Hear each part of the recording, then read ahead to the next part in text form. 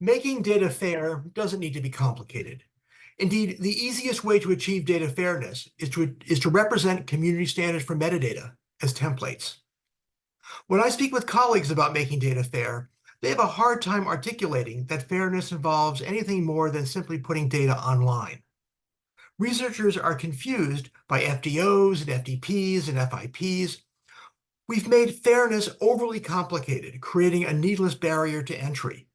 The only aspect of fairness over which a researcher has any direct control is the metadata with which he or she annotates a data set.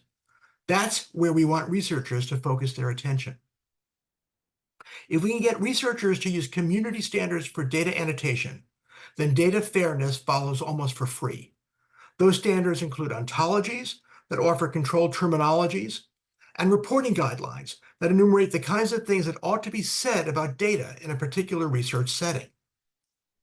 More than 2 decades ago, biologists saw the need to create reporting guidelines to ensure that metadata about DNA microarray experiments enumerated essential aspects of the experiment, such as the substrate, the platform, and the particular conditions under which the experiment was performed.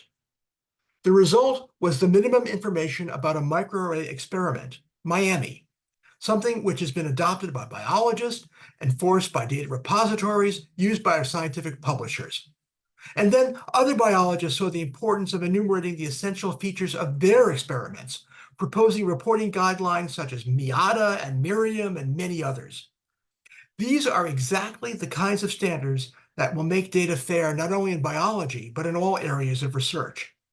Reporting guidelines enumerate the kinds of things that need to be said about the experiment, and ontologies then supply the standardized values to complete the metadata specification. In our work at Stanford University to create the CEDAR workbench, we encode reporting guidelines as templates. When appropriate, we link the fields in a template to ontologies or portions of ontologies to provide guidance regarding how to standardize the values for each of the fields. These templates can be viewed as self-contained entities, cartridges, if you will, that can be plugged into the CEDAR workbench and into other software systems to communicate knowledge about a scientific community's standards for representing metadata. Thus, a user of the CEDAR workbench who wishes to annotate a dataset can view a library of metadata templates. He or she can select one of the templates as shown here, and then see the standard fields that need to be filled in to complete the authoring of the necessary metadata. The web-based interface is generated automatically from the metadata template stored in the library. The template provides a list of metadata fields and their corresponding data types, and CEDAR renders the web form dynamically, directly from the template description.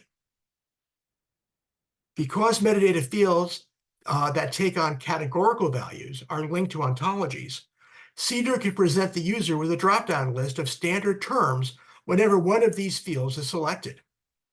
In this example, the metadata field for the kind of tissue that was studied will take on a value from the branch of the Uberon anatomy ontology that refers to tissues. It's really easy for users to fill out these web forms.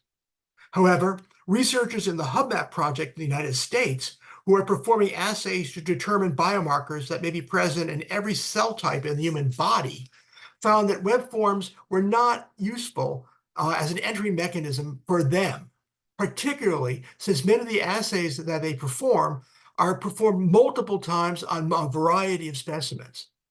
They much preferred entering metadata into spreadsheets, which allow the scientist to enter many rows of metadata values for repeated assays. The problem, of course, is that the use of spreadsheets makes it easy to introduce errors in the metadata.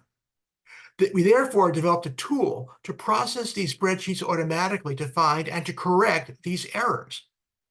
Our metadata spreadsheet validator reads the same metadata templates used by the CEDAR workbench.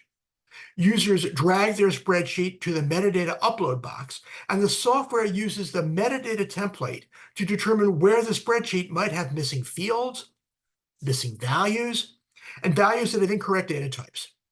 Access to the template allows the metadata validator to propose corrections for any of the errors that it finds. In both the CEDAR workbench and the metadata validator, The same metadata template can serve as a knowledge base that captures the preferences of a scientific community regarding a particular class of standard metadata. Those preferences are recorded in a reusable, standardized form that people can review, enhance, and edit. The community's preferences can also be used by machines to drive applications such as the Cedar Workbench to author new metadata, or the metadata validator to assess the correctness of entered data into spreadsheets. In the 1980s and 1990s, we used to speak about knowledge engineers who would work with subject matter experts to elicit knowledge for solving problems in a given area of expertise, who would then encode that knowledge for use by an intelligent system. Well, a metadata template is just like the electronic knowledge base of an intelligent system. But rather than encoding knowledge of how to solve problems in a particular application area, the template encodes the preferences of subject matter experts regarding how metadata should be standardized in their particular research community.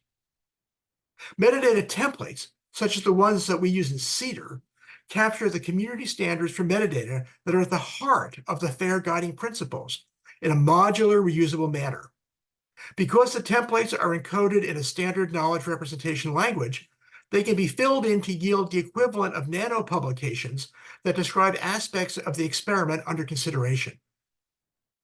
Metadata templates offer a permanent yet editable, machine actionable record of a research community's preferences, and they can be used across a variety of software applications. Most important, they are simple. If we can reduce much of data fairness to filling out a template, we can make fairness much more understandable.